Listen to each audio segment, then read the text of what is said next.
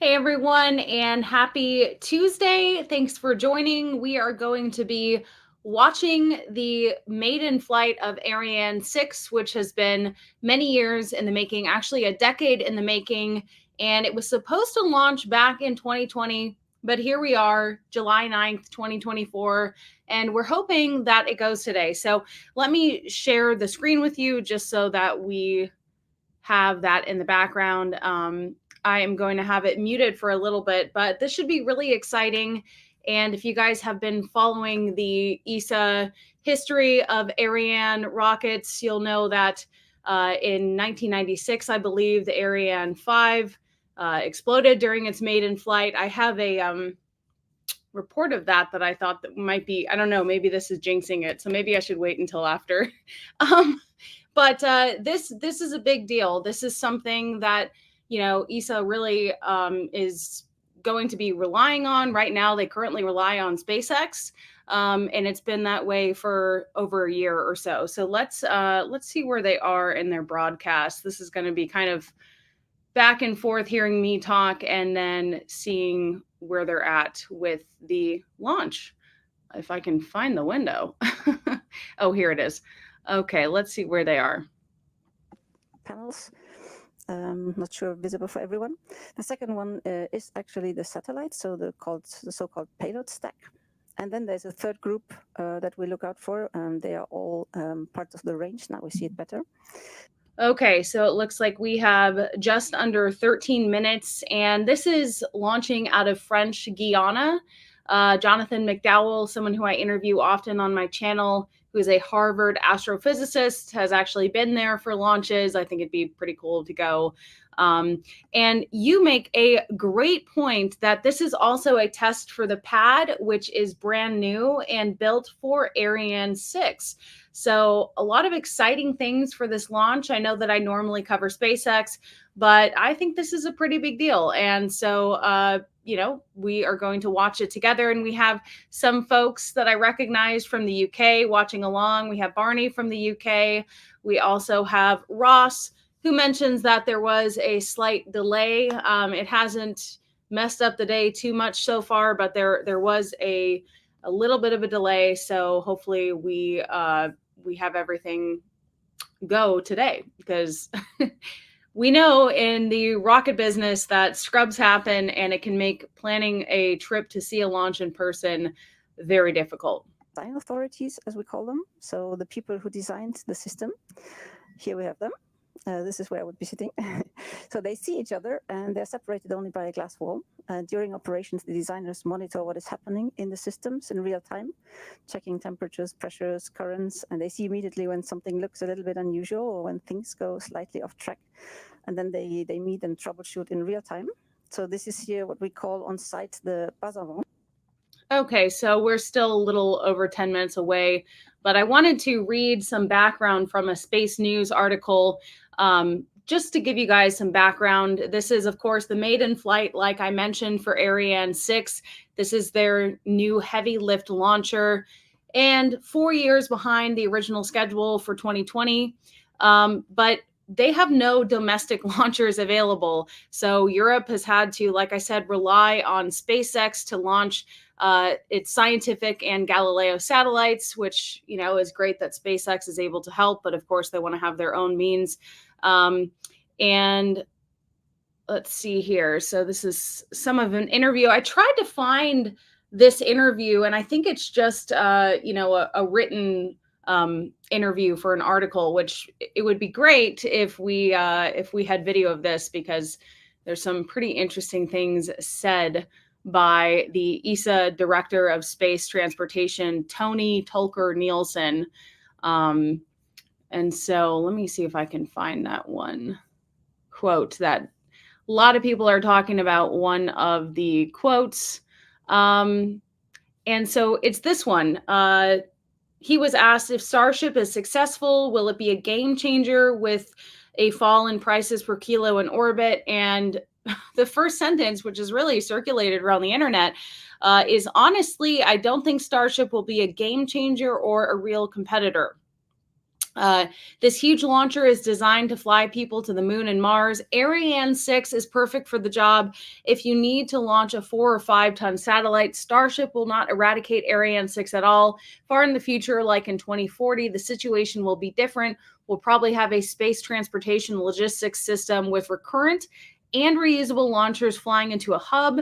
In that hub, there will be platforms, satellites, and spacecraft going to other destinations, refueling and servicing capabilities, in-orbit manufacturing, etc. Starship will probably have a big role in carrying heavy cargo to the space logistics hub. Like a container ship getting to a terminal, Europe is already working on this vision with the development of space cargo, in-orbit refueling, in-space docking systems, and traffic to the moon using Ariane 6. So they already have their own plan and vision, but I just thought that statement was very interesting. I don't think Starship will be a game changer or a real competitor. It reminds me of a quote video that I found from about 10 years ago, and I'll try and pull that up for you guys, basically saying that rocket reusability was a dream. And so kind of interesting. And another question that I just want to read from this interview, because I think it adds context. He was asked, lately, Elon Musk has been saying that only reusable launchers make sense. With only 9 or 10 launches per year for Ariane 6, does the capability to be reusable make sense in Europe? And ESA has made the choice of not being reusable with Ariane 6 exactly because of this argument. So the director says, our launch needs are so low that it wouldn't make sense economically. So we don't really need it at this point. But when we launch frequently in the future, we'll need reusability for economic reasons. The second reason to have reusability for a European launcher is sustainability. True. We must have a circular economy in 10 or 20 years. We need to be sustainable. And for that, we are already developing Themis, which is a European demonstrator with a reusable main stage and other reusable technologies such as Prometheus engine. But already this decade, we'll have Maya, a privately developed launcher supported by France, which is small but reusable. So anyway, Ariane 6, not reusable for the time being. Okay, so let's go back to the sound here. The boosters, they are actually prepared in a separate booster preparation building.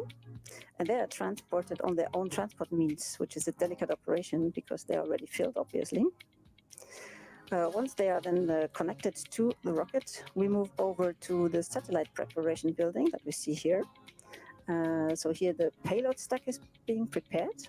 And once we actually put on the fairing around all our dedicated passengers, we call the product our upper composite. And I just wanted to point out today with this launch, the Ariane 6 will deploy 9 CubeSats into low Earth orbit, or LEO, on the flight today. So not only the maiden flight, but they'll be deploying CubeSats. If all goes according to plan, the rocket will also carry a variety of non-orbital experiments, including 2 re-entry capsules that will get trialed by fire as they return to the planet through its thick atmosphere. The rocket's upper stage will come back to Earth as well, as ESA noted in its mission preview, but the upper stage won't survive the trip, burning up in our air instead. So just to let you know, there will be, hopefully, this deployment of CubeSats. We had the rollback of the mobile gantry. Since then, we have no more access to the launcher. So we were changing our ventilation systems from air to neutral gas, and we were flushing all remaining humidity out of the system, which is important. And around 9:45 this morning, we started chilling down off the ground lines. And around 11, we actually started filling up the launcher. First the upper stage, then lower stage. Then in parallel, we were pressurizing our systems and doing electrical checks, armings, getting telemetry and radars ready. And now we're in a phase that we call the topping up. All right, so just about 5 minutes away. They are... Attention pour la séquence finale, lanceur. Lanceur. Top à 0-5 minutes. So our range operations manager, Raymond Boyce, has announced the final 5 minutes of the countdown, a very, very important time. We call it the automatic sequence or the synchronized sequence, because Ariane 6 is now becoming progressively autonomous, and there are lots of really, really important operations during this time. Look And at who the are we people seeing there. here? This is Limero, I think, cheering. Yeah, those operations are actually timed at the millisecond intervals. It's a very impressive list of system checks going on. It's a very exciting moment. So now the controls are actually gradually being handed over from ground to the computers on the launcher. Nobody's moving anymore in the control room because we cannot miss a single operation in this sequence. We stop the topping up. We do a final loading in the tanks, pressurization to flight pressure. We load in the software. We command arming of the safety barriers, and we do the handover.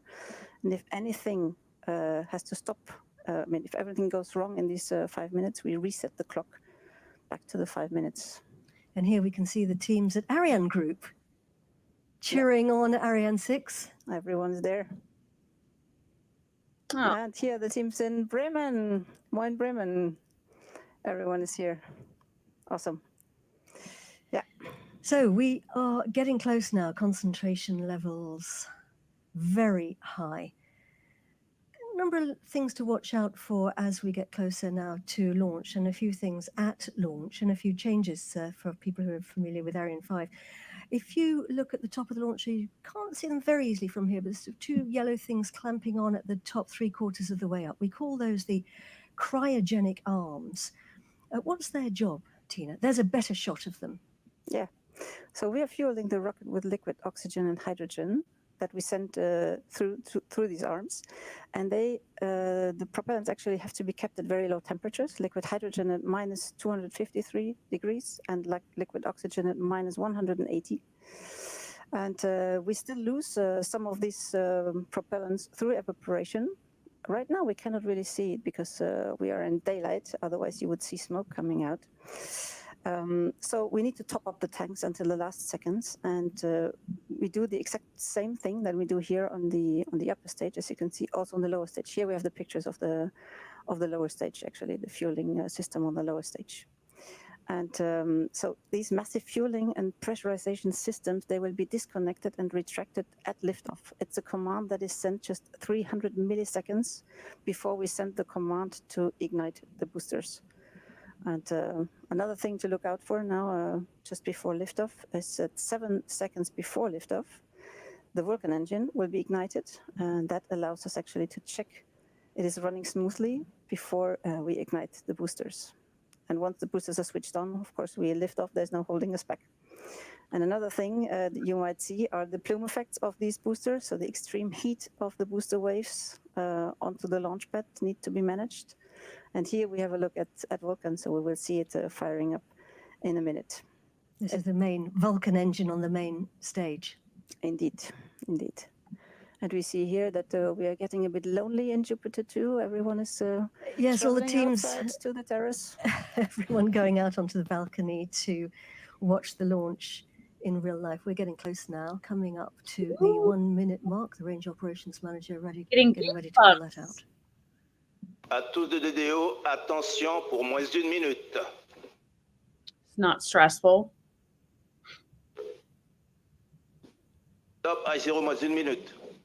1 minute. We are 1 minute to launch. Our best wishes to all the Ariane 6 teams and everyone who's been working so hard for today. Good luck, everyone.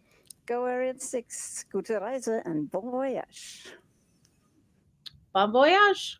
All right, it's game time. I'm sure this is very nerve-wracking for the people involved with this. Anything that has major delays, you know, you want it to go right. You've waited this long, right? Where's the countdown clock?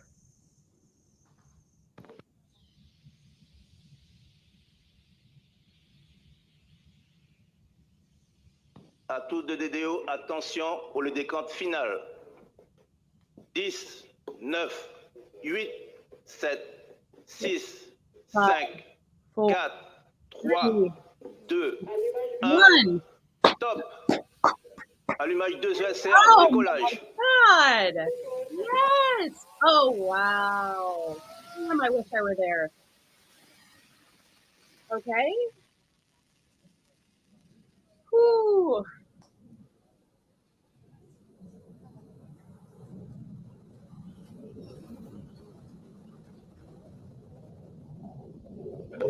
nominale. Nominal. Trajectoire nominale. Phenomenal. Wow. What a cool view. Okay, now I really want to go there someday.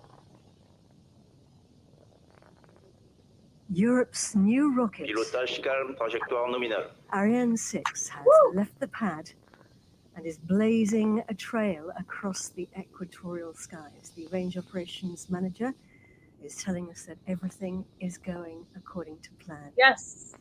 Tina. And I didn't know my heart can pump so fast. Oh my God. Trajectoire nominale, pilotage Hearing calme. the rumbling now. And Jupiter too. We hear her. It's quite a sight. Oh, she's coming, she's coming. Oh my gosh. This is happening. It's This the most incredible feeling. We're on the edge of tears here in the commentary box because this is a big day and a big moment. Trajectoire nominale. Actually, the building's rumbling around us now. And look, these are the live images from the cameras on board. Yes. We're looking at the booster. We're looking down. We're looking downwards. One of the two boosters, we can see the flames coming out of that booster because, of course, the Positionne la boosters télémesure pour la station de Saint-Jean, propulsion nominale. are doing all the work. He's telling us that everything is going according to plan and everything is nominal. And look at the visibility. We might even be C'est able nominal, to see the trajectoire separation. nominale. We have clear skies tonight, this afternoon. We have rain all day, but the clouds parted. I'm very jealous that they have clear skies because that last Starship launch, not clear skies. Boosters. There we see them falling off. Séparation des ESR. We have booster separation. So, wow, that's the first clapping here that we see. What a beautiful liftoff. And our cameras We on see board. Propulsion nominale, trajectoire nominale. These pictures are coming in with a 20 seconds delay, which is why we have them now. Look at this, how they fall off. Wow. I can't believe we get these views. Amazing, amazing. Crazy. So these boosters, they have transported us 60 kilometers high. And we can see that dot is Trajectoire nominale. telling us that the trajectory is normal, everything going according to plan. That's the engine on the main stage that you can see there. And we've got a camera inside now. What are we looking at here, Tina? Oh, Yeah, looking so back down at the Earth. This was actually a camera inside the interstage, so we will be able to see when the lower stage separates. That's coming up. But now we have actually lost half our mass already because the boosters have burned almost 300 tons of fuel in 2 minutes. Pilotage Time. calme, trajectoire nominale. Everything nominal, And as we're the range getting- operations manager says. Yes, and we're getting close now to the next thing, which will be the jettisoning of the fairing being the nose cone of the launch vehicle, which is where the passengers are sitting. And we can Séparation de la coiffe. You even see the, wow, that's amazing. We had confirmation there that the fairing has been jettisoned. Yes, so the fairing that was protecting our spacecraft withstands all the pressure and the heat, and once we stuck out the nose out of the atmosphere, we didn't need her anymore, and it has been jettisoned. So what we're looking at now is the main stage, which is what we're burning on the right hand of the screen. Us, and this is the live camera from orbit, and we see the fairing falling off there. And Amazing pictures. you see how it twists? I believe, Tina, that I'm right in saying that's Trajectoire what nominale, we- propulsion nominale. Exactly. And we also see on the screen on the right side actually the telemetry. So on the top you see the trajectory. So in green the planned trajectory, and in yellow the actual flight trajectory, everything going nominal. So you have altitude over time. And in the middle you see our ground track. You see exactly where we are over the Earth. And on the right side you see our altitude. We're already in 140 kilometers. Trajectoire nominale, il reste moins de 3 minutes de propulsion du Vulcain. I'm glad I'm not alone in thinking, why are you calling the satellites passengers? I was confused. I was like, there's no passengers on this. I know that. Very confusing language. 32-meter high cylinder, weighs 23 tons when it's empty, and it can carry 154 tons of cryogenic propellant, supporting the upper stage and the boosters.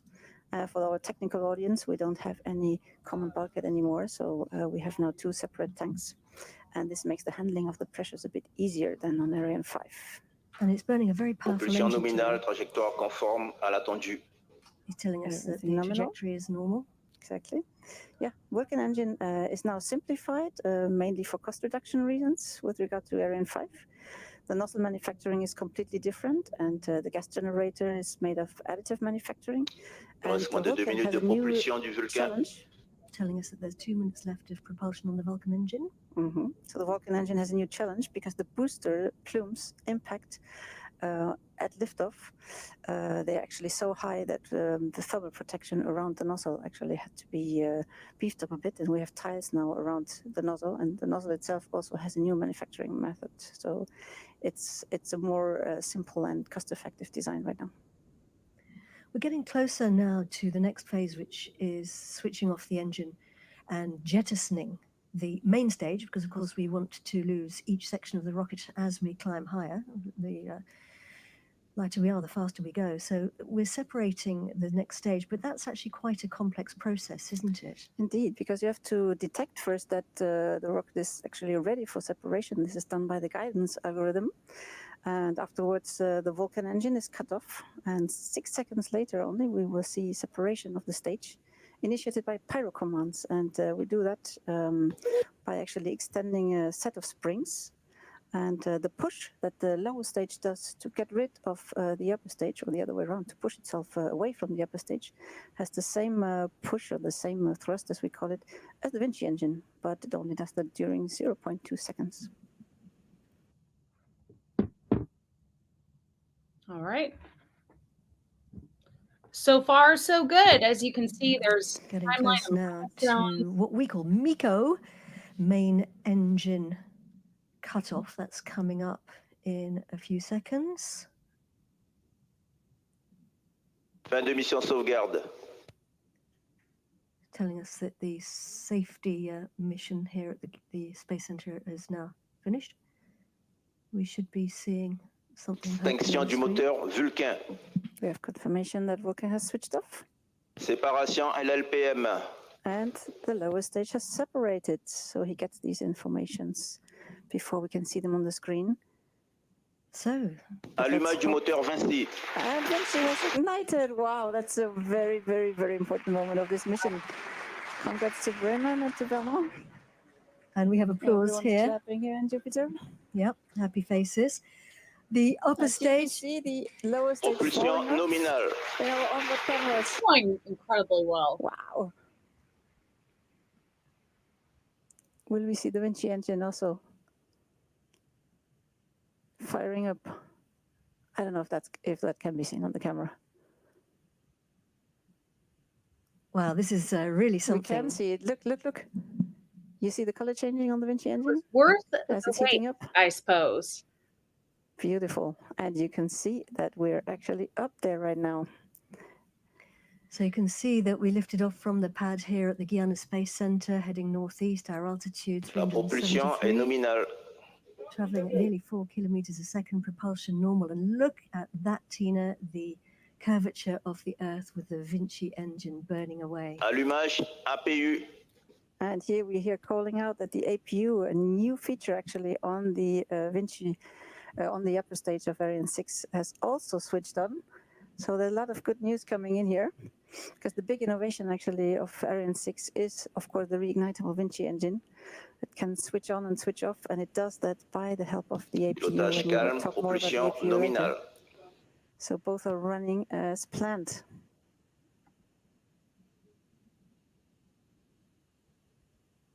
We are now in our first Vinci burn phase, and we will reignite the Vinci engine twice in this mission. A big shout out here for the Franco-German cooperation. The upper stage is designed and built by Ariane Group in Bremen in Germany, and the engine was designed in Vernon in France, and the whole stage has been put under test in Lampolshausen on a brand new test bench designed by the German Space Agency, the DLR.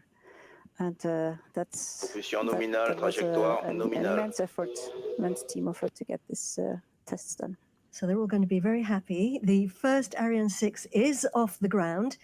let's take a little look now at what's coming up for Europe's launchers in the future. In the future.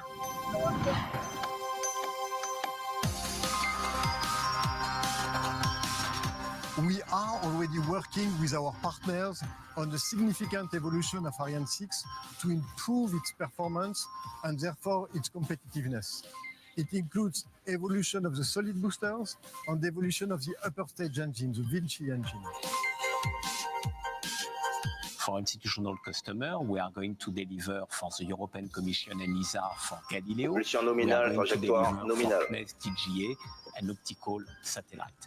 Regarding our commercial customers, we will deliver for the CHAPEA project, and we have 18 launches to deliver for this constellation.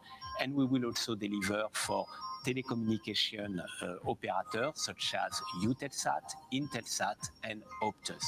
Today, what we are doing with our partners is to make a steep industrial ramp-up to increase the production in order to fulfill all the expectations of our customers. Did they just say they're going to be launching Project Kuiper satellites as well for Amazon? D'avoir plus de vols, donc, et d'être capable de réduire les délais entre deux vols consécutifs. Et donc c'est pour ça qu'on numérise la base, entre guillemets. Ça va nous permettre de faire ces passages d'un client à l'autre beaucoup plus rapidement. Et ça, c'est un enjeu majeur pour la base, mais aussi pour les clients, parce que ça veut dire qu'ils auront Propulsion nominale, trajectoire pour nominale. trouver le bon slot pour leur In the short term, we are preparing how Ariane 6 can better fit a very quickly evolving market. For instance, with new boosters that have more capabilities. In the midterm, it can be the preparation of such a thing as reusable stages and engines. We are preparing Prometheus and Themis demonstrator. Ariane 6 will be guaranteeing Europe's independent access to space for decades to come. It will launch missions to the moon, with cargo to the surface of the moon, and it will launch our scientific satellites, such as Envision to Venus. The role of ESA will evolve Acquisition de la télémesure par la station de Santa Maria aux Açores. Shift for Europe, something that we very proactively pursue is part of my strategy to really change ESA, transform ESA, but also space in Europe. And yes, this is something I'm really looking Trajectoire forward to. nominale.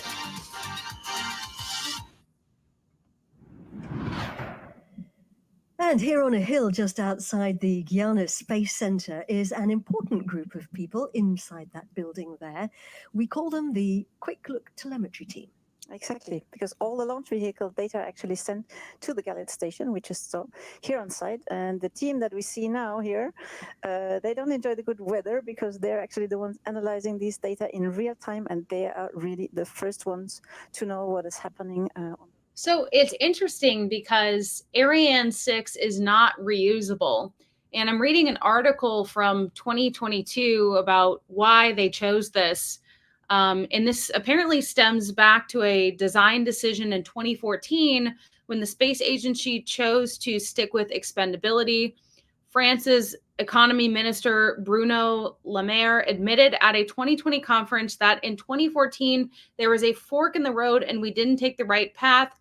We should have made the choice of the reusable launcher. We should have had this audacity. So maybe there's a bit of regret there.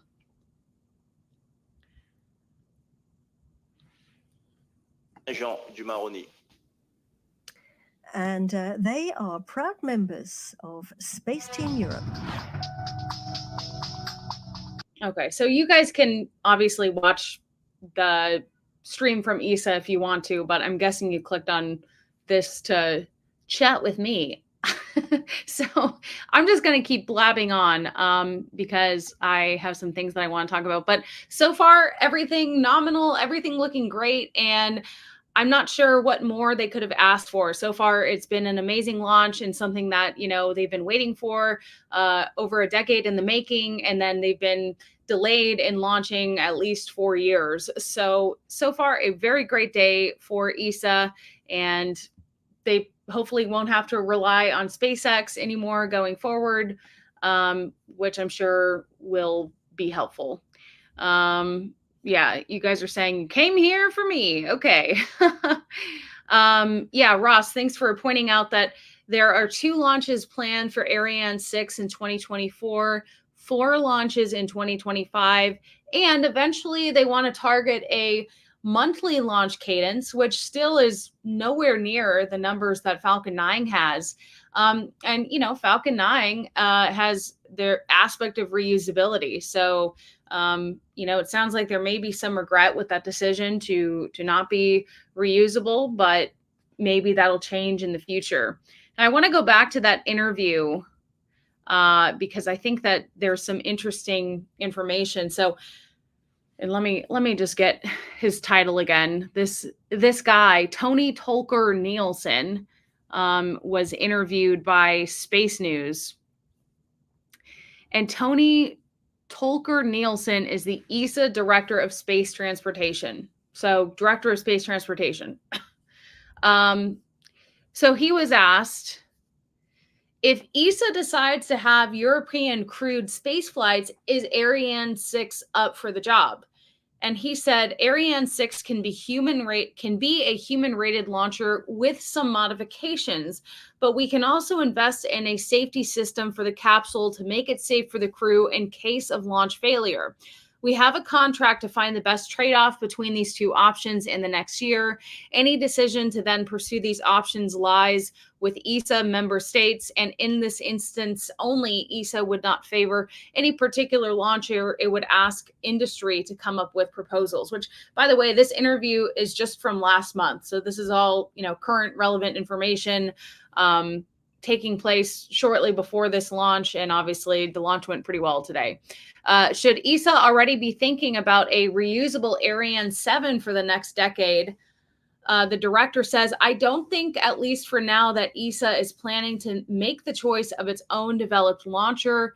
For Ariane 6, we own almost everything, such as the vehicle launch system, the manufacturing facilities, the launcher definition, the launch pad, which we mentioned was specifically built for Ariane 6, which also got a test today and held up pretty well.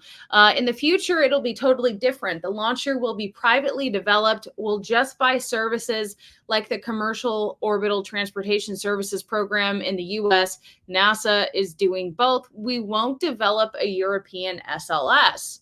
For now, Ariane 6 is a modular launcher. It's a perfect system because Ariane 62, 530 tons with 2 boosters, is replacing the Russian Soyuz, and Ariane 64, 850 tons with 4 boosters, is replacing Ariane 5. So it covers all of our needs.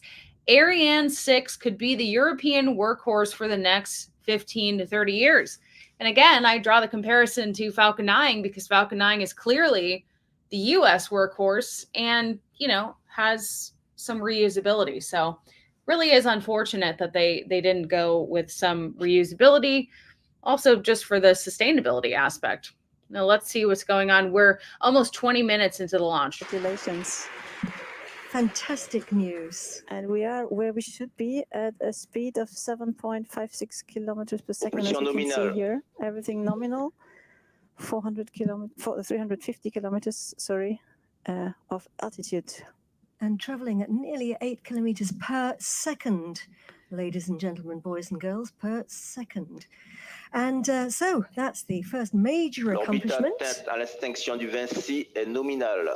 Everything nominal. Everything nominal. So that's happy faces all round. Yes, and this is actually where Ariane 5 would stop its mission. We could be now on a transfer orbit to geostationary orbit, but with Ariane 6 we actually plan to take the mission further and reignite the Vinci engine, and this will allow us to travel to a second orbit.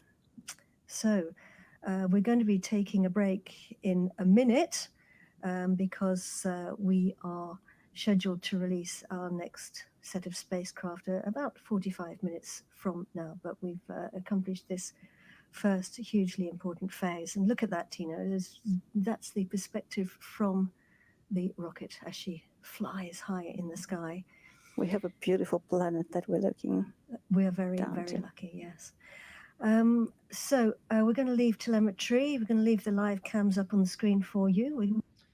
Okay, so they're going to take quite a bit of a pause. Again, incredible view. I can't believe that we have access to views like this. If you followed the last Starship launch, the views were absolutely incredible as well. And what a time to be alive and be a spaceflight fan. Oh, here's some Legos here. That's pretty cool. Recently got into Legos. That's interesting. So this looks like maybe it's an Ariane 6 Lego set. Thank you for the super chat from Bimmer Gazer. Glad that you could join us. Nice to see and hear from you. Please blab on, Ellie. Your view of things is always inspiring and knowledgeable. I don't know about that. I'm obviously still learning how to be a better commentator and expert in this field, but somehow I managed to interview Elon Musk, so I can't be that terrible. But anyway, this has been a great day for the European Space Agency, or ESA. This is something that's been, a long time coming, and I'm so glad that everything has gone successfully, especially since there was a little bit of a slip in the launch time today, and that's okay. Everything is going great. And Ross, you make a good point. They had a nominal orbit insertion. So, man, they're checking off those milestones. And we know that, these maiden flights can be very nerve-wracking. For the first Starship flight, it was it seemed as though it was having trouble getting off the pad, because it was. And so today has been great, and it's always kind of a nerve-wracking situation. Thank you, Josh, for the super chat, $10. I'm celebrating a 1-year anniversary with my boyfriend today, so I'm very excited about that. It's a good day overall, and I thought that I would just do a live stream about this because I haven't gone live in a while, and if I don't go live, who will?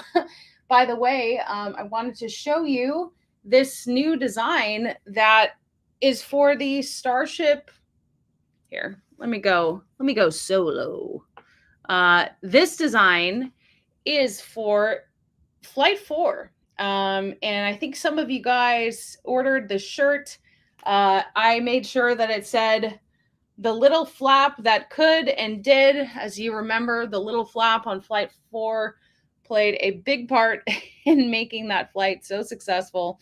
And so I got these in recently, and I just think they're really pretty. So I wanted to show you. One of the other interesting developments over the weekend is that we had the egress of the CHAPEA mission crew. What is that? Who are they? There was a Mars simulation, a Mars analog. And so this crew of 4 had been living in a 1,700 square foot Mars simulated habitat for over a year. And they had their egress, or basically their, coming back into the world this Saturday. And their egress, presentation is about 10 minutes long. And I have to be honest, I didn't get really any of the information that I wanted to get from watching it. It was a lot of thank yous, thank you to each other for making it bearable. Thank you to friends and family for giving us this opportunity. But at the same time, I wanted to hear about the challenges living in that type of space with, 4 people that are not your friends and family for a year. And so I've been thinking about making a video about it. Maybe if we get later in the live stream, I'll just play the speech for you. And maybe they were just in a rush to see their families, but I'd be really curious to hear about the actual challenges and, problems that they had to work through as a team, being essentially on Mars without actually being on Mars. So that's something that, hasn't gotten a lot of attention. And if I'm being honest, I think the reason it hasn't gotten a lot of attention, it had maybe 10,000 views yesterday. I feel like it should have way more views, is because we didn't actually learn, what was hard about it. So I'm going to see if I can reach out to them and get some more information. But Al, thank you for the generous $50 super chat. Thanks, guys. Can we please have can we have another happy anniversary too? Thank you so much. I appreciate that. It's been a crazy year. just a little over a year ago, I broke my femur. Things were looking real down for me and feeling pretty bad. And it's amazing how my life is a roller coaster. And I really am blessed and truly lucky with some of the stuff that's happened over the last year. So I'm very excited for the future. I have a lot of stuff coming up this month. I'm going to be in a STEM themed fashion show. So I'm going to be walking down the runway in a dress that's being custom made for this fashion show. And it's going to be women in STEM, including me, which I kind of feel like I don't quite qualify because I don't have a STEM degree, but hey, I have a STEM channel. I have a, space themed channel. So I'm very excited for that. That's going to be here locally in Austin. And then at the end of the month, I'm going to be going to California for the X Takeover, which used to be called the Tesla Takeover. That's in San Luis Obispo. And I will be leading a SpaceX presentation along with Felix Schlang from What About It, which oddly enough, we share the same birthday, but many of you probably watch What About It. His channel is very popular. He does great work. And so it's going to be pretty exciting. Maybe a little bit nerve-wracking going on a stage. But I am excited for that. And so that is coming at the end of the month.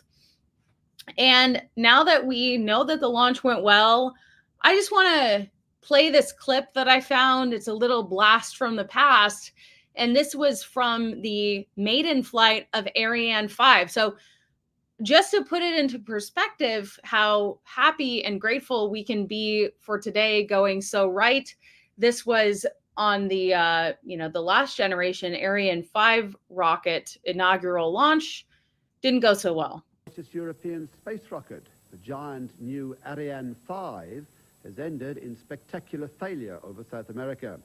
In a major setback for the European Space Agency, the rocket was blown up when it veered off course soon after takeoff. It was carrying over $600 million worth of satellites. Worse, they were uninsured.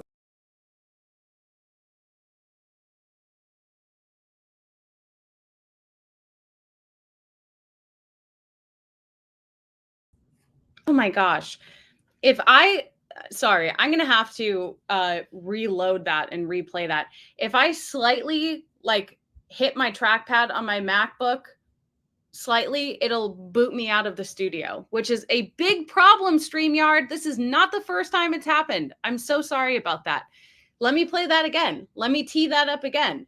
This is from 1996. This was the maiden flight of Ariane 5. We just saw Ariane 6 launch today. It went great. This did not go well. Let's look at the past. Latest European space rocket, the giant new Ariane 5, has ended in spectacular failure over South America. In a major setback for the European Space Agency, the rocket was blown up when it veered off course soon after takeoff. It was carrying over $600 million worth of satellites. Worse, they were uninsured. It all looked so promising when soon after 1:30, the rocket took off. Unité, feu, décollage. The watching scientists were thrilled. The first 36 seconds went well, then suddenly, disaster. Tous les paramètres propulsifs sont normaux et la trajectoire est normale. Terminé, c'est un échec. As the fiery debris cascaded down, Mission Control went into shock. At first, no one knew what had gone wrong. Later, it became clear the safety officer had blown it up when it veered off course. On the ground, some feared they might be poisoned by the explosion. Ariane is the world's most successful family of satellite launchers. It has more than 50% of the market. The failure may give encouragement to American rocket companies, but their rockets are based on older designs, originally meant as missile launchers. Ariane's other main competitor is Russia, but it's limited in the number of satellites it can launch. Today's disaster also destroyed the 4 so-called cluster satellites on the rocket. For the Ariane 5 program, it's a problem, a big problem, but it's not the end of the road by any means. There's too much money invested in what is primarily a commercial program to stop it. For the scientists, they've invested many, many years of effort into cluster. It's a very big disaster indeed. Despite today's spectacular failure, the space agency will seek to play down their disappointment. It was, after all, a test flight. And despite the setback, they'll try hard to persuade their customers that one day Ariane 5 will work. Okay, so that was then. Today went much better. Now, I'm curious, how many of you were alive or watched that live is what I mean to say. I'm sure many of you were alive. I was 4 at that time, so I did not watch it, at least to my knowledge. But how many of you guys saw the Ariane 5 maiden inaugural flight and the failure? And again, you know, failures happen and it's not something to be afraid of. But I'm really glad that they didn't fail today, because this is something that, you know, they kind of desperately need. Because right now they're just relying on SpaceX, and that's great that SpaceX can step in. But I'm sure that the European Space Agency wants to have a little bit of autonomy and pride in what they can do.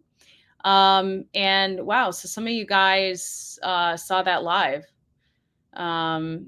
This live stream is backwards. All the talk needs to be before the launch. Okay, well, I don't know what that means, but yeah, today went really great. And so I plan to make a video about it, just because I know not everyone is able to watch the live stream. But thank you to everyone for watching the live stream. And let's just pop back in and share the screen here of the first official flight. So no more commentary. They're taking quite a long break. They said about 45 minutes. But everything so far has been pretty great. And, you know, they've been waiting for quite some time to launch Ariane 6. So this has been long overdue.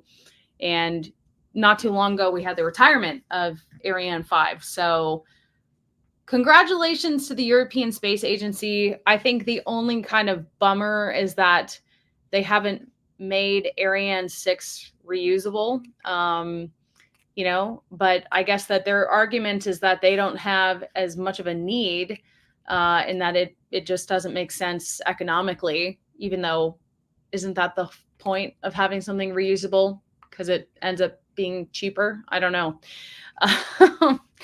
But yeah, thank you guys for watching this with me. And if you guys want, I mean, we're live right now, so I don't, you know, this is my full-time job. So do you guys want me to play the egress speech of those, that 4-person crew that lived on Mars for a year, sharing a 1,700 square foot simulated Mars habitat? And tell me if you want to know more. Okay, you guys say yes, so screw it. I'm gonna find that video and I'm gonna play it, because I was a little bit, you know, I was like, really? This is it? Let's see here. Gross. Okay, yeah. So this from NASA Johnson Space Center has 12,000 views. I made a very lazy video about 1 year with my Tesla that already has 34,000 views in the same, actually less days.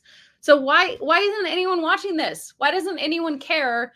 And I wonder if it's because we just didn't really learn anything. Like isn't the whole point to try and help us connect to this idea of living on Mars? You know, obviously we can't all do the analog, but anyway, so let's just play it and then I'll ask you guys what you think.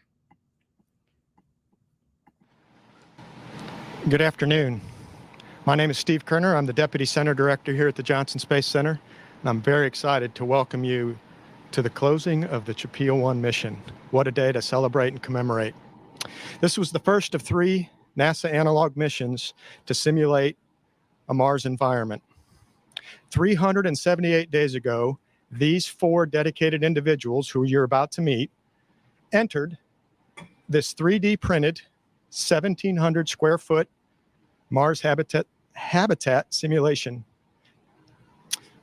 They have spent more than a year in this habitat conducting crucial science, most of it nutrition-based and how that impacts their performance, but crucial science as we prepare to send people onto the red planet.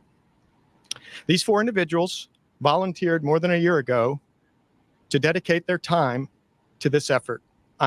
And sorry, I'm just going to pause it because this is a point that I made in another video. And, you know, I don't know, this may not interest everyone, but I want to know why the requirements for someone to be a part of a NASA analog, so a simulated mission, we're not leaving Earth here, you still have to have either a master's degree in a STEM field or 2 years of related professional experience in a STEM field, or at least 1,000 hours of pilot in command time on jet aircraft. Like, isn't this a good time to like get a feel for someone who doesn't have to meet all those requirements? I find it strange that it's still so limited and restricted as to who can go on this, when don't we want more than just STEM related people and people, you know, with pilot experience to go off Earth? I don't know. I just think it would be a good chance to maybe have someone else who's qualified. But I digress.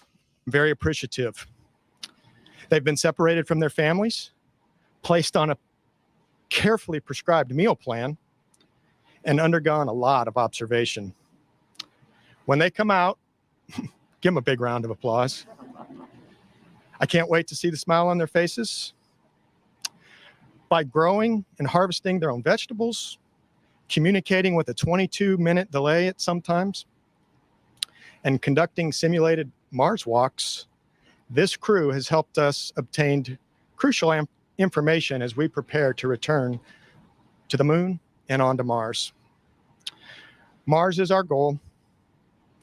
As global interest and capabilities in space exploration continue to expand, America is poised to lead.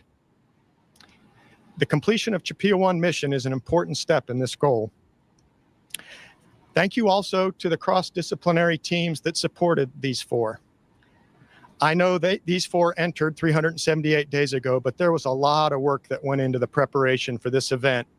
Some are in the room here, but thank you to the teams that supported them. Thank you to all who played a big role in executing. So like, this is already, it's fascinating, right? Like, these 4 strangers had to live together in this tiny space and live and work and, you know, do things as though they were on Mars, even having a delay in communication. If you can see the building that he's standing in front of, this is apparently a 3D printed Mars habitat. Like, how interesting. But it's lacking telling us what happened inside of it. I swear, half the speech is from people that actually weren't even inside the habitat. It's not from the crew. So again, it's like, I want more. Executing this mission. So you're not here to see me on stage. Correct. I'd like to invite the Deputy Director of Flight Operations, astronaut Kjell Lindring, to the stage to open the door as we greet our 4. Awesome. Ready? Yeah, great one. Now, I was also wondering, why is he and then the rest of the crew told to put on masks? And I looked this up because I'm like, I don't think we're in 2020 anymore. Apparently, it's because they were in there for over a year. And so, you know, they could be at risk to several, you know, viruses or infections. That's at least what I read, but I'm not sure.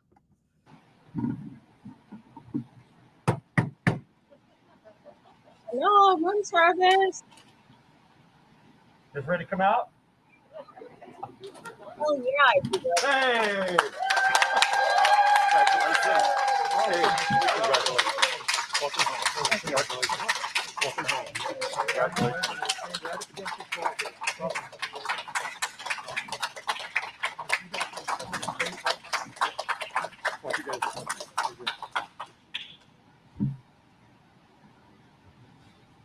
Awesome. Do you guys have masks?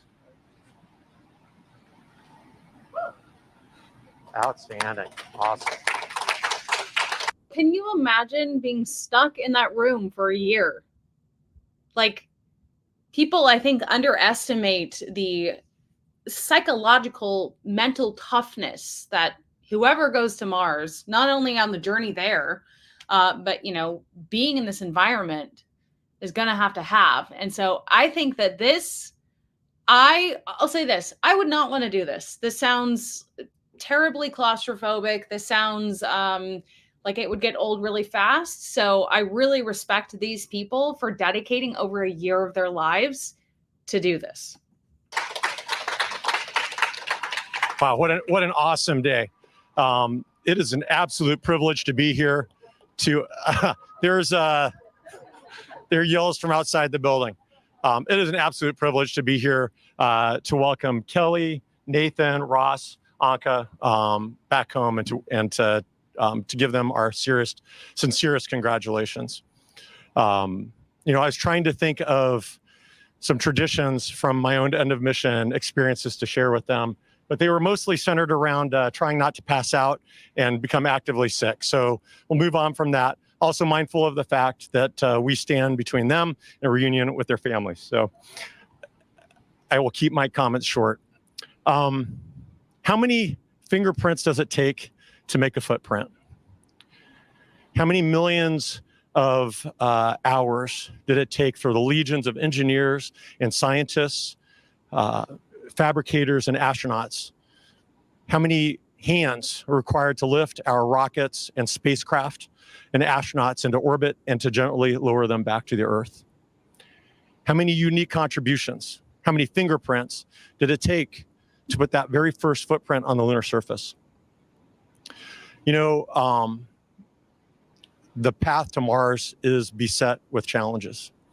I think that's an interesting comment of, you know, if this were a TV show, I think it would be really cool if we could have, like, I don't know, Big Brother, or, you know, had access to seeing them inside of this analog. So I wonder why it has to be so, like, top secret, you know?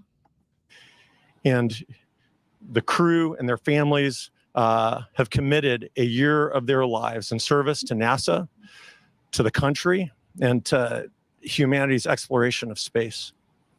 And so thank you, congratulations, and thank you to the crew for putting your previous careers on pause for a year and committing yourself to research that is going to enable our future exploration of space. A huge thank you to the families for providing, families and friends for providing support and for the many sacrifices that you've made over the past year. And thank you to the CHAPEA team, to the leadership, to the partners, to the support team, the science team, for planning and executing an amazing mission. So your service and sacrifice are going to make our future deep space exploration successful. And your fingerprints are going to be an indelible part of those first footprints on Mars. So on behalf of the Flight Operations Directorate and the Astronaut Office, congratulations and welcome home.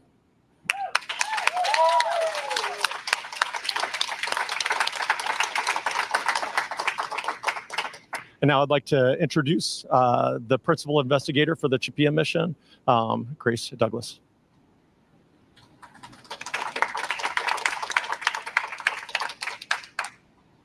Thank you, Chow.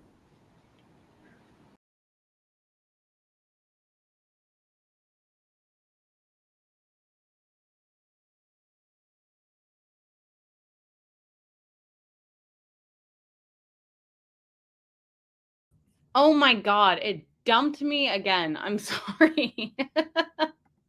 I'm going to share the screen again. All right, back to our regular scheduled programming. Past 378 days, Commander Kelly Haston, Flight Engineer Ross Brockwell, Medical Officer Nathan Jones, and Science Officer Anka Solariu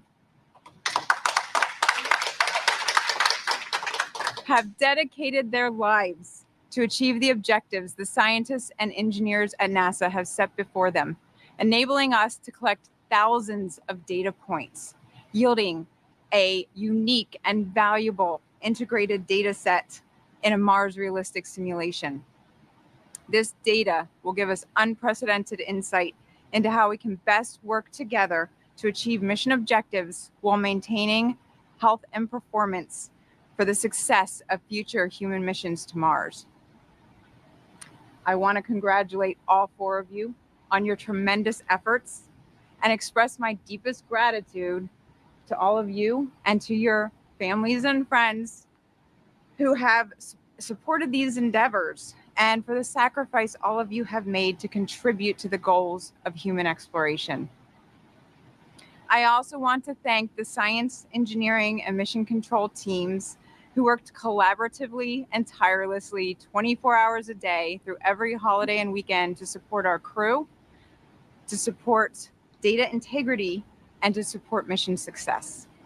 It has been an honor to work with this crew and with this team.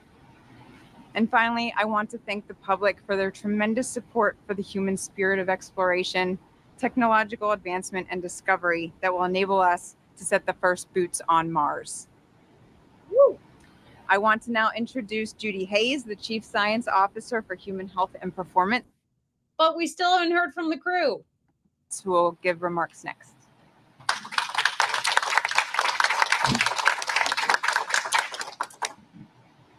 Thank you, Grace, and congratulations, because this would not have happened without Dr. Douglas's vision.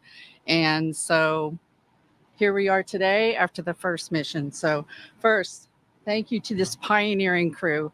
They have volunteered to be the first in the CHAPEA analog and the first of 2 more that will follow.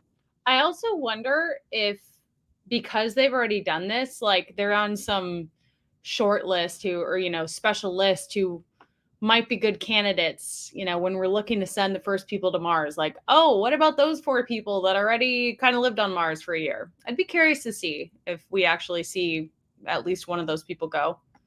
Them also, and I would echo what others have said. Thank you to the crew that is behind the scenes, the researchers, the operations. Thank you, sir. Those working research and operations behind the scenes 24 hours a day to support this team here to be able to be successful. So well done. The NASA Human Health and Performance Directorate is responsible for astronaut health and performance. We also do studies to support that. Our goal here was to study the human system risks associated with exploration, human spaceflight exploration. This CHAPEA experiment has played a huge role, as we've heard before, in the efforts for conducting research that improves our understanding of how we're going to treat our crews when we get to Mars. So I won't keep it too long. I know there's many more important people to say things. So without further ado, I want to hand it over to our courageous Mission 1 crew that has spent more than a year away from their family and friends to support the efforts of NASA. And with that, I'm going to hand it off to Commander Kelly. So congratulations. Finally, okay, we're about to hear from the first member of the crew. This is Kelly Haston, Commander, Registered Member, Mohawk Nation of the 6 Nations of the Grand River, Canada. She is a research scientist in infertility, liver disease, and neurodegeneration. And she has a doctorate biomedical sciences, University of California, San Francisco, and Stanford University, Palo Alto, California. Congratulations. Welcome home.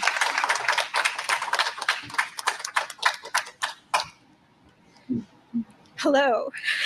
It's actually just so wonderful to be able to say hello to you all. We wish to thank everyone for the warm welcome home, but also for being here with us today. We know many of you traveled very far to come and took time out of your lives, not just for today, but for the whole mission.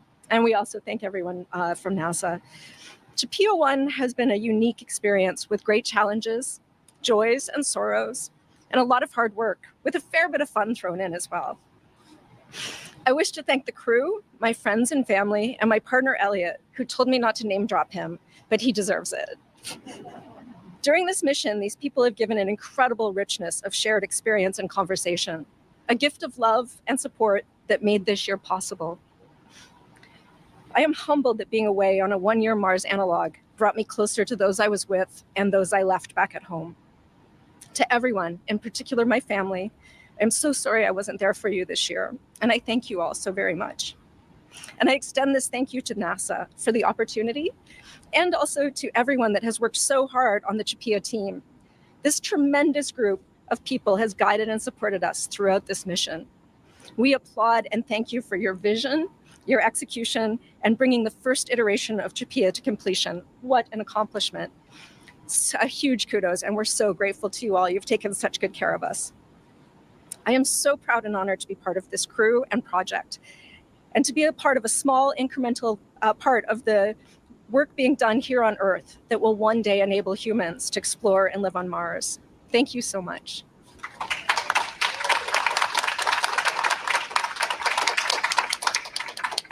Okay. Pretty good. Although I want to know more about the challenges, but hopefully we'll get a follow-up. You know, I understand that they just got home, so to speak.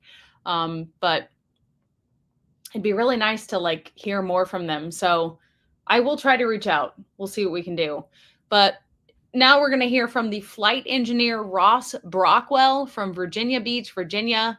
He is a structural engineer, public works administrator, certified planning commissioner with a Master of Science Aeronautics from the California Institute of Technology, Pasadena. Quite the overachiever. I do not have that impressive of a resume. Thanks, Kelly.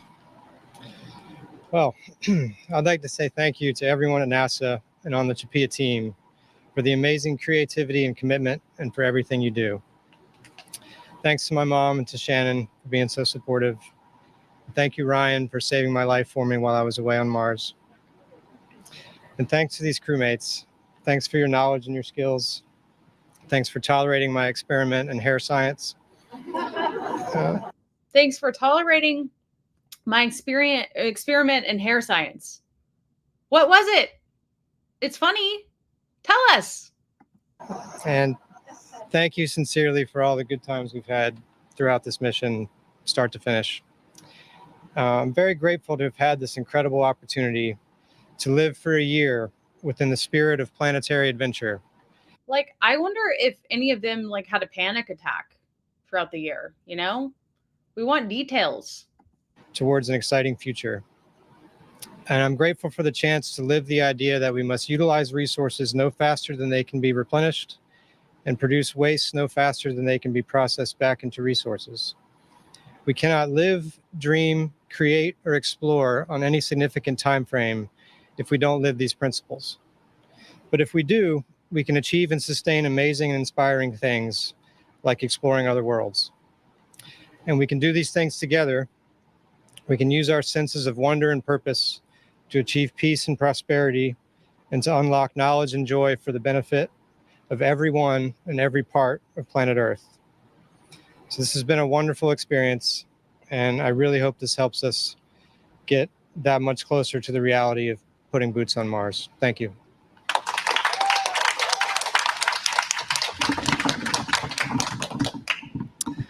Wow, I'm just excited to be here.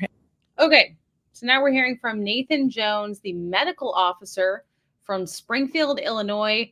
He is a board-certified emergency medicine physician. He has a medical doctorate from Southern Illinois University School of Medicine, and he's an associate professor of emergency medicine at Southern Illinois University School of Medicine. So, again, very smart, very qualified people. And I've got a million thoughts just kind of racing through my head right now. For instance, wow, that went by quickly. I really hope I don't cry standing up here in front of all of you. And as a physician, I'm so glad that my life events led me here instead of being a proctologist. I could still change my mind about that. I'm pretty young. It's funny. I was just telling the other crew the other day that 378 days in, I didn't feel... Thanks, Casey. My wife's going to make me mess up that other thing I mentioned there with the crying. But I told the crew the other day that 378 days in, I didn't feel like, this could have been any day beyond 10 or at most 11 years since we came in last June. All that said, and Jess, though, it really did just kind of fly by. I really just appreciate NASA giving me the opportunity to be here today and to get to show what we could do. I mean, he's married. That would be so, I wouldn't even like want to do that to my relationship, be away for a year. I get it. It's a very, unique opportunity, but certainly not for everyone. I appreciate, as been mentioned before, all of the CHAPEA team members, many who have been here for so many years before we signed on, and many who will still be here whenever we've completed our leg of the journey. I also want to thank the American public for continuing to dare to dream that this humanity might go beyond Earth and our next giant leap forward. I also want to thank this crew who has just been amazing. I just really appreciate every day that I've gotten to spend with you guys. And in addition to that, I would be remiss not to thank my friends and family who I couldn't have done this without. And finally, I want to end with saying to my family, I love you to Mars and back still. Oh. Next up, we have Anka Slariu. Sorry. His transition from like crying and then, oh, by the way, next up. Pretty good. I can't imagine how emotional that would be. Wow. Who is the science officer? In case you forgot. Oh, and sorry. Anka Salariu.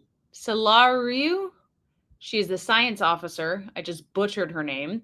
She's a native of Romania. She has experience in viral vaccine discovery and manufacturing, prion, is it prion or probably prion, right? Transmission, gene therapy development, infectious disease research project management. She's a microbiologist for the U.S. Navy, and she has a doctorate interdisciplinary biomedical sciences from Rutgers University in New Jersey. I'm too nervous, admittedly, to freestyle it as I've done at Ingress, so I prepared a papyrus. I've been asked many times, why the obsession with Mars? Why go to Mars? Because it's possible. Because space can unite and bring out the best in us. Because it's one defining step that Earthlings will take to light the way into the next centuries. So, I mean, that's good to know. She thinks, based on her experience, pretending with as much accuracy as they could have, that they were on Mars for a year, that it is in fact possible. So, man, we gotta interview one of these people. Chel's presence here, as a matter of fact, is symbolic for me. I first saw him a few years ago at Colorado State University, where he shared his own story of defying odds and becoming an astronaut. His words stay with me ever since, as testimony that only the laws of physics are obstacles to what we can achieve. I am astonished that I got to live at Mars Dune Alpha, and that I got to contribute to the one thing that is dearest to my heart, bringing life to Mars. No words can express how grateful I am to all who played a part in me being here. My beloved friends and family have always been there when I needed them. And I will always carry them in my heart and in my memory wherever I may go. My deepest gratitude to the Navy, a family that I'm most proud to be a part of and serve alongside, and without whose support I would not be here at all. I want to thank you, the incredible people of NASA, for this once-in-a-lifetime experience. Your passion, your dedication, and courage are an inspiration for an entire planet. Thank you, Kelly, Ross, and Nate, as well as your loved ones, for making this one of the best and most meaningful years of my whole life. Last but not least, to everyone watching, dreaming, and cheering for space exploration, thank you. With this, I would like to introduce Julie Kramer-White, Director of Engineering, for her final remarks.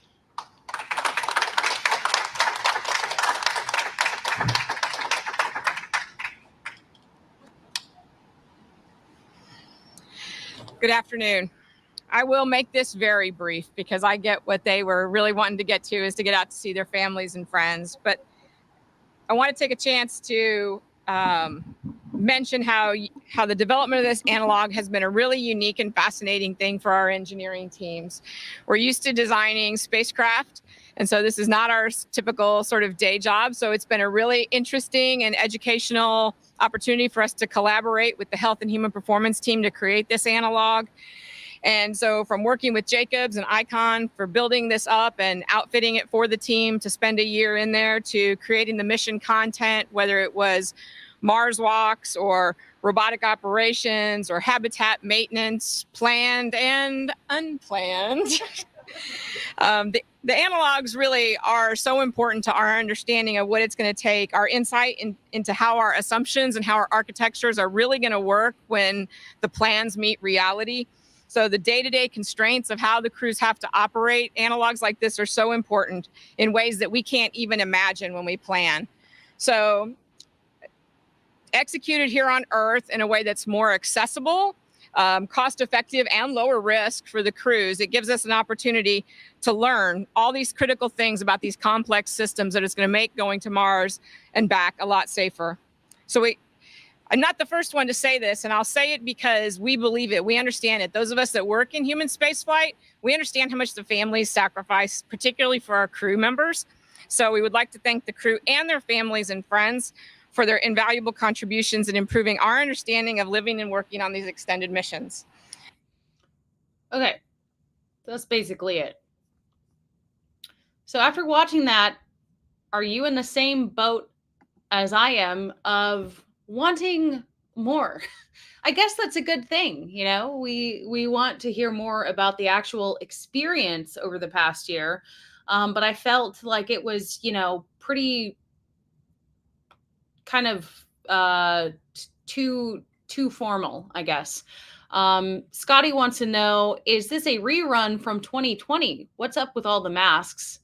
And this is due to the fact that they have been in a building in a confined space, 1,700 square feet, totally isolated from the world for the past year. So, and you make a good point too, CHAPEA. All space missions require quarantine.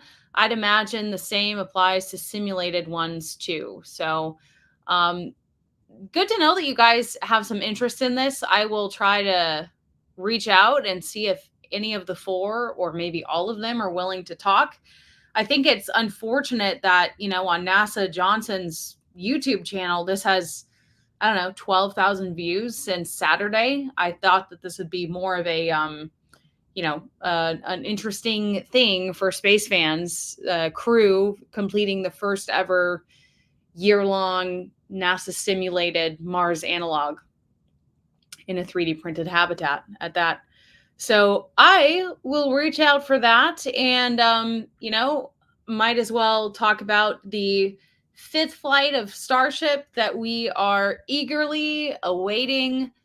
We think that they will be attempting to catch the booster, which, holy crap, you won't want to miss that. And we're thinking that it might be early August. Elon hinted around maybe August 2nd-ish. But let me share this video from SpaceX. Go. Stage 2. Go. By the way, this is of Flight 4, and they usually do a nice job of editing a really cool version of the flight. So this is from the last flight. Levi 2. Go. Flight directors, go for launch.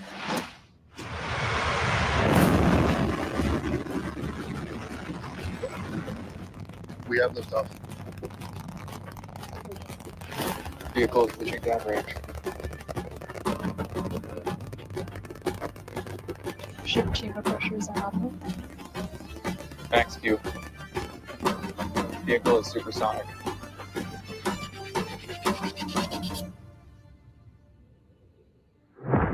Booster engine cut off. Ship ignition. Stage separation confirmed. Hot stage confirmed. Ship under its own power.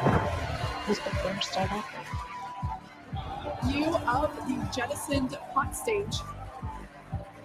Booster, the primary goal today is to do a landing burn and a splashdown in the water. You can see those grid fins on your left-hand screen rotating and turning to guide the booster. There's that landing burn.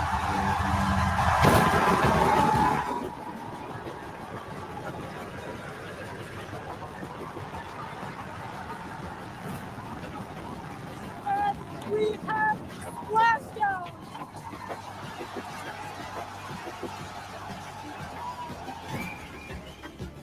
Ship engine cut off. Our primary goal is to get through the extreme heat of Starship reentry. Starship is approaching entry interface. Starship is passing through 100 kilometers altitude, good altitude for entry.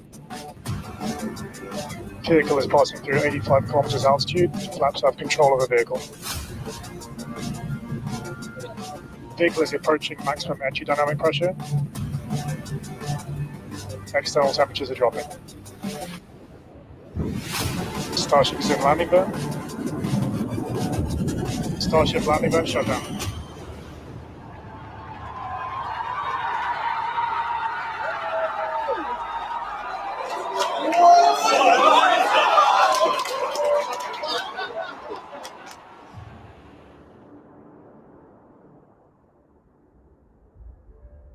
Next up, Flight 5. So they give you a very brief tease. They give you a very brief tease, but that is pretty exciting. That is incredible footage. That what we just watched is almost like a trailer for a movie. It is. I love the music and the cinematic suspense that we have there. Ross, you are keeping an eye on Starbase and letting me know things. Thank you. Booster 12 just rolled out to the launch site at Starbase for a static fire. So a lot going down at Starbase. And you also think IFT-5, so the fifth flight of Starship, might be a little later in August due to the time required to modify the FAA launch license for a catch attempt. I could see that. But man, I really hope that I'm able to make that launch. It's always so hard to plan for these launches. Actually, for the fourth flight, I was supposed to be in New York, and I ended up canceling that trip to go for the fourth flight. And obviously got to interview Elon, so it was well worth it. But it's so frustrating, planning other things and not wanting to miss a Starship flight. So still haven't missed a flight, but I do have some things coming up later this year that will be harder to miss. So hopefully it's early August, because that I could definitely make. And man, what a crazy sight that will be if they do indeed try to catch the booster.